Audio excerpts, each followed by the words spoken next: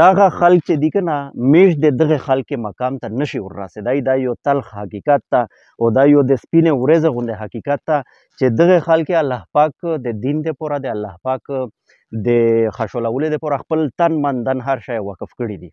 بسم الله الرحمن الرحیم. السلام علیکم. قدرمن موجود یو د مندیو په شهر شي. مندیو ماشاءالله یوه ډېره بابرکته علاقه ده په بانې شي او په وجه یې دی چې په دغه ځای کې ډېر نامي ګرامي او نیک خلک پکې پروته دي. ځنه په ډوګ لوندې پروته دي او ځنه په ډوګ پوسیا الحمدلله لیا شریږي روانو په دا لیارې باندې. خو په دغه ځای مې بپښه سټاپ شله تېرېدای نه شله. په دا چې دا ځای شي چې زه کیمه مقبره شي موجود یم دغه ته که زه د جنت باغیچه ویم به بده نه وي. ویلې چې نبي علیه صلات وسلام د مبارکې خولې حدیث شریف ته چې د قبر چې دا دغه د جنت د باغیچې نه یوه باغیچه ده یا د دوزخ د ګړۍ نه یوه ګړه ده. نو یقینا دغه کیم مقبره چې مو څنګه دي او د کیم قبرې څنګه چې زه ویلوړ یم دا یې داسې خلکې قبرونه دي او د داسې اولیاوې قبرونه دي چې دا وی یقینا زه په امید سره وایم چې دا وی انشاءالله د جنت باغیچه وي. نو هغه دغه منطق باندې مو وویل چې زه ویلوړ یم د جنت په باغیچه شي.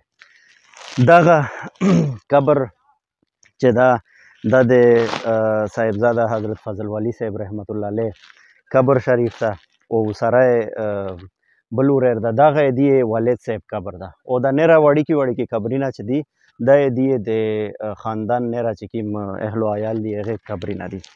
فضل والي صاحب شهید رحمت الله علیه چې و هغه زه وایم چې داسې وی د باندې یو کس نه وي پوتې که هغه نر وي که ښځه وي که مشر وي که کشر وي چې هر څه کیا وي مطلب ده چې د تعارف نه وي یو کس یا مبرا نه وي.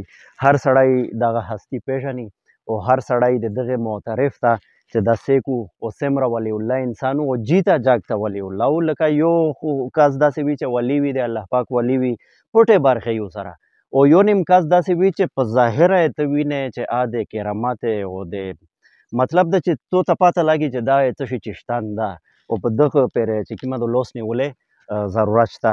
نو دا هغه هستی دو قدرمنې چې د وړیکولي نه امیش دی رابطه سره شته دو. امیش والد صاحب الله پاک ته اختیار شوله جنت ورنصیب کو. امیش میر محترمه الله پاک ته صحت ورکو. امیش د ټولې کیرنی دغه صاحب قبر سره د ډېر وخت نه محبت پوتې شوه ده او ایس یاده دی چې کوم بچیون دي د هغې سره ایس میش تعلقات شته. خو به هر حال روغلم په دا وجه چې توسې سره یاده خبره شیر کړم چې چیرې یا ګوره د خپلې په اطراف شي داسې اولیا ویني داسې نیک خلک ویني داسې پیر فقیر ویني بیا په اپرې ټوکې مسخرې نه دي په چار په اپرې دا نه دو په چار چې یاره الله پاک یې به مو ته خپل روکایي به زه الله پاک نه ډایرکټ ویل نه غواړم چې ده په سر یې غواړم نه. ګوره الله پاک داسې ذات ته چې هغې ته واسطې ضرورت نشته ده. خو بیا یا ګوره یو نیوزمن انسان وي یو چاوی چې د علم چې شته نو بې علمه سړی دا سره برابر کېدای نشي ورځ او شپه سره برابر کېدای نشي. نو دغه خلک چې دي که نه میش د دغه خلک مقام ته نشي وررسېدی. دا یو تلخ حقیقت ته او دا یو د سپینې ورځې غوندې حقیقت ته چې دغه خلک الله پاک د دین دپاره د الله پاک د خشولولو دپاره خپل تن من دن هر شی وقف کړي دي. او میش تو څه چې معذرت سره د ګناه ډکه زندگی تیری بیا میش دیې سره څرنګې ځونونه سم کو نو دیې په واسطه سره وی میشه الله پاک ته خپله لمن غړی چې الله پاکه د دغه نیوزمنې خلکې د خطره په میش باندې رحم وکړي. د نبي علیه صلات وسلام نه اونڅه د څومره انبیا کرام چې دي صحابه کرام اهل بیت چې څومره اولیاء کرام علما کرام دي د دغه ټولې په واسطه سره د الله پاک نه ځون ته خیر غواړي او فضل وغواړي. به هر حال الله پاک ته د دې درجات بلند کو او د دې دغه برکت ته الله پاک په دغه ټول بانې باندې کښېږ دی.